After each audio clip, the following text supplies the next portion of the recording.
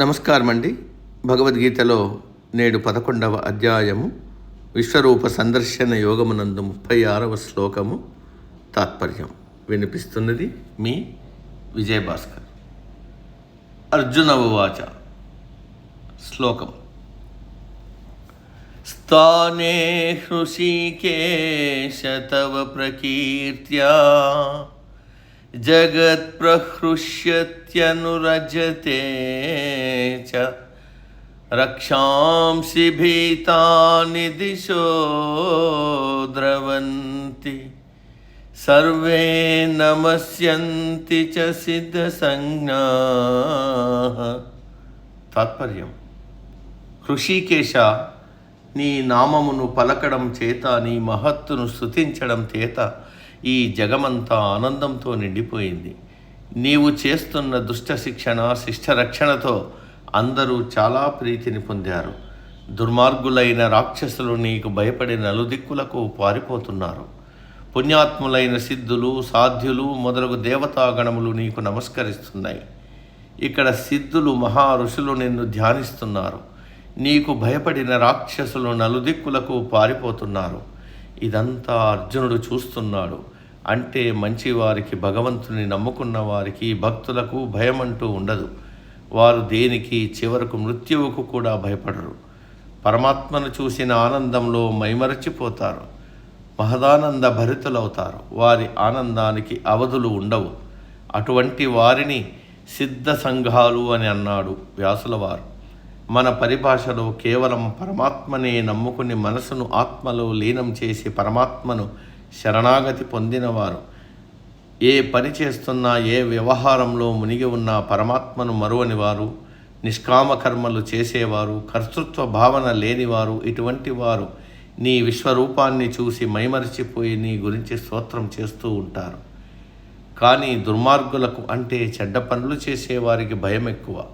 తాము పట్టుబడతామేమో అని ఎప్పుడూ భయపడుతుంటారు. అందరికంటే వారే చావుకు ఎక్కువ భయపడతారు. చావుకు దూరంగా పారిపోతుంటారు.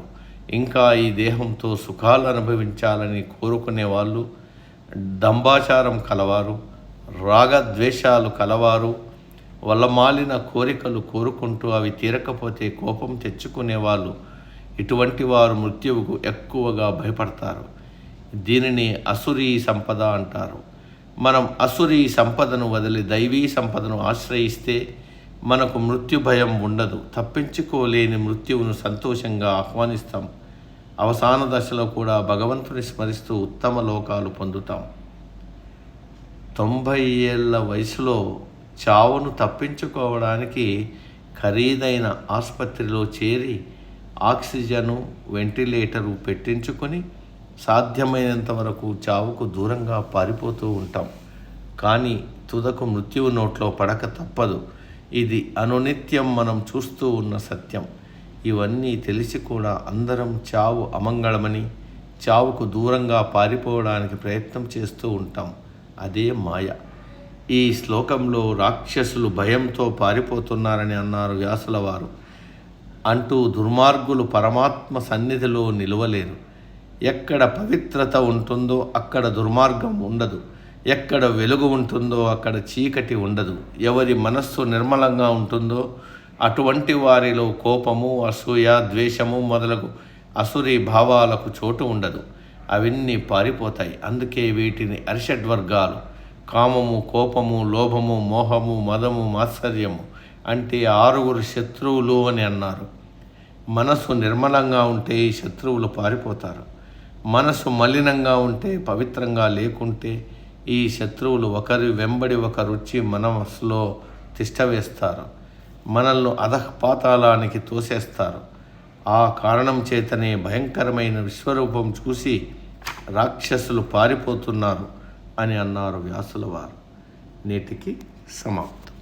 తదుపరి శ్లోకం రేపటి రోజు. సర్వే జన సుఖినో భవంతు. అందరూ బాగుండాలి, అందులో మనం ఉండాలి.